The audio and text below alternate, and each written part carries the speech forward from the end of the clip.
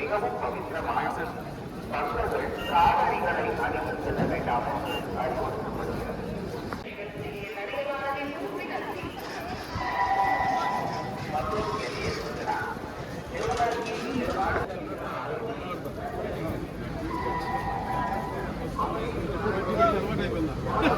తెలుగు ప్రజలందరూ కూడా కోరుకున్నారు ఈ రాష్ట్రం సుభిక్షంగా ఉండాలి, ఈ రాష్ట్రం సస్యశ్యామలంగా ఉండాలి.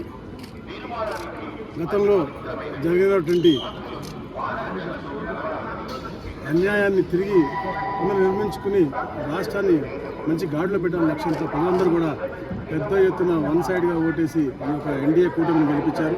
గౌరవ ముఖ్యమంత్రిగా చంద్రబాబు నాయుడు గారు గెలిపించారు. అందుకని మనం చూస్తా ఉన్నాం ఈ నూతన ప్రభుత్వం ఏర్పాటైన తర్వాత కూడా తిరుమల కూడా ఎప్పుడూ లేనంత విధంగా ప్రతిరోజు 1,00,000 మంది మొక్కులు తెచ్చుకుంటా ఉన్నారంటే అది ఈ ప్రభుత్వం రావాలని చెప్పి ఎంతోమంది కోరుతా ఉన్నారు. తప్పకుండా రాబోయే రోజుల్లో ఒక సురక్షితమైన మంచి పరిపాలన ఇవ్వడం కోసం ఏదైతే మనం గత 5 సంవత్సరాలు నష్టపోయామో 30 సంవత్సరాలు వెనక్కి వెళ్ళిపోయిన రాష్ట్రాన్ని దాన్ని పునర్నిర్మించుకొని మళ్ళా మెరుగ్గా ముందుకెళ్తూ భావి తరాలకి మంచివి చేయాలని చెప్పే లక్ష్యంతో ఏదైతే గతంలో 2020 విజన్తో చంద్రబాబు గారు ముందుకు వచ్చారో ఈరోజు డాక్యుమెంట్ 2047తో ముందుకు వస్తూ ఉన్నారు.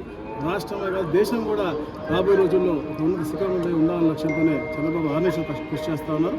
అలాగే మేము కూడా మా డిపార్ట్మెంట్ తరఫున కూడా ఏదైతే రెవెన్యూ సదస్సులు పెడతా ఉన్నామో, ఎందుకంటే గత 5 సంవత్సరాల్లో ఈ రాష్ట్రంలో ఉన్నటువంటి అన్ని భూములు అన్యాక్రాంతం అయిపోయినాయి. అన్నిటికంటే ఎక్కువగా రెవెన్యూ సమస్యలు వస్తూ ఉన్నాయి. కాబట్టి 16వ తారీఖు నుంచి ఈ కార్యక్రమం 15 లాంచ్ చేస్తాం. 16 నుంచి 45 రోజుల పాటు ఎవరు ఎక్కడ ఎలాంటి అన్యాయం గురైనా కూడా వారు అక్కడ అర్జీలు ఇవ్వచ్చు. 7 అధికారులు ఉంటారు.